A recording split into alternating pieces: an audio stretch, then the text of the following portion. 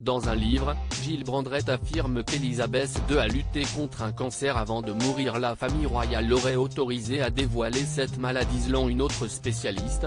La couronne voudrait couper l'herbe sous le pied au prince Harry. Et si Elisabeth II avait lutté contre un cancer à la fin de sa vie? C'est ce qu'assure Gilles Brandrett dans sa biographie Elisabeth, en Intimate Portrait. Selon le journaliste, Sa Majesté n'est pas décédée de vieillesse le 8 septembre dernier, comme l'avait annoncé tristement Buckingham Palace, et comme l'a écrit le médecin de la famille royale dans son certificat de décès. J'avais entendu dire que la reine avait une forme de myélome, cancer de la moelle osseuse, qui expliquerait sa fatigue et sa perte de poids et ses problèmes de mobilité dont on nous a souvent parlé au cours de la dernière année de sa vie, a écrit Gilles Brandrett dans sa biographie. Le symptôme le plus courant du myélome est la douleur osseuse, en particulier dans le bassin et le bas du dos, et le myélome multiple est une maladie qui touche souvent les personnes âgées. Actuellement, il n'y a pas de remède connu, mais le traitement, y compris les médicaments pour aider à réguler le système immunitaire et les médicaments qui aident à prévenir l'affaiblissement des os, peut réduire la gravité de ces symptômes et prolonger la survie du patient de plusieurs mois ou 2 à 3 ans, peut-on lire dans cette biographie. Après cette révélation, des commentateurs royaux ont réagi. Selon Kinsey Schofield, le prince Harry et Meghan Markle n'auraient jamais été mis au courant de la possible lutte d'Elisabeth II contre ce cancer.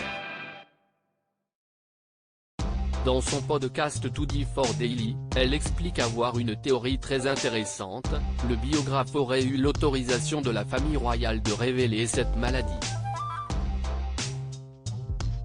afin que le prince Harry ne la dévoile pas dans ses futures mémoires. Le prince Harry en plein règlement de compte? Gilles a obtenu la permission de la famille d'inclure cela dans son livre pour s'assurer que ce n'était pas une révélation si Harry l'incluait dans Spare, ce qui, je pense, est très intelligent, a-t-elle ajouté. Je pense que cela pourrait très bien être le cas, car nous avons entendu les rumeurs et peut-être que la famille voulait contrôler la manière dont ces informations étaient diffusées. Le livre du duc de Sussex devrait être publié le 10 janvier 2023. Dans Spare, le prince Harry reviendra sur son parcours personnel du traumatisme à la guérison. Bien que le contenu de ses mémoires soit encore secret, elle devrait plonger les lecteurs dans l'enfance du prince, son passage dans l'armée et son service en Afghanistan, et sa vie en tant que mari et père. Selon les rumeurs en Angleterre et aux États-Unis, le prince Harry devrait également longuement se confier sur sa vie au sein de la couronne britannique. De quoi inquiéter fortement les membres de la famille royale. On aurait pu penser qu'il aurait simplement disparu dans le coucher du soleil californien, serait heureux de gagner un peu d'argent et de forger leur propre vie, mais non, s'est agacé un spécialiste de la couronne britannique il y a quelques jours.